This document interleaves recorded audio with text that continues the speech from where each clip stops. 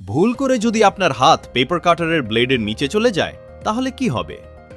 প্রথম শুনলে মনে হবে এক মুহূর্তের অসতর্কতাতেই বড় দুর্ঘটনা ঘটে যেতে পারে, কারণ কাগজ সেট করার সময় অপারেটরের হাত একদম ব্লেডের কাছেই থাকে। দৃশ্যটা স্বাভাবিকভাবেই বেশ ঝুঁকিপূর্ণ লাগে। কিন্তু আসল সত্যটা হলো, আধুনিক পেপার কাটার মেশিনগুলো এমন উন্নত সেফটি সিস্টেম দিয়ে তৈরি যে ঝুঁকিটা অনেকটাই নিয়ন্ত্রিত।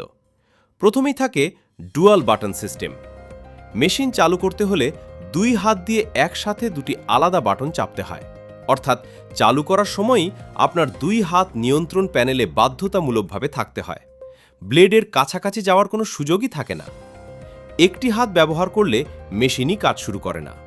এরপরও যদি কেউ ভুল করে হাত ব্লেডের দিকে নিয়ে যায়, তখন কাজ করে আরও একটি গুরুত্বপূর্ণ safety layer, infrared sensor system. ব্লেডের সামনে থাকা অদৃশ্য এই সেন্সর একটি সুরক্ষিত জোন তৈরি করে রাখে। কোনো আঙুল বা হাত সেই সীমা অতিক্রম করলেই মেশিন সঙ্গে সঙ্গে থেমে যায়। ব্লেড মাঝপথেই আটকে যায়, নিচে আর নামে না। এত দ্রুত এই সিস্টেম কাজ করে যে অনেক সময় চোখেও ধরা পড়ে না। মেশিন বন্ধ হয়ে যায় মুহূর্তের মধ্যে।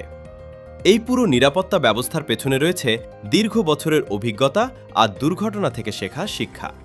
একসময় এই ধরনের মেশিনে এমন সুরক্ষা ছিল না, যার ফলে অনেক বড় দুর্ঘটনা ঘটেছে। কিন্তু প্রযুক্তির উন্নতির সাথে সাথে সেফটি এখন সর্বোচ্চ অগ্রাধিকার পেয়েছে। আজকের পেপার কাটার শুধু একটি শক্তিশালী মেশিন নয়, এটা একই সাথে একটি স্মার্ট সেফটি সিস্টেম, যা মানুষের ভুল থেকেও তাকে রক্ষা করার চেষ্টা করে।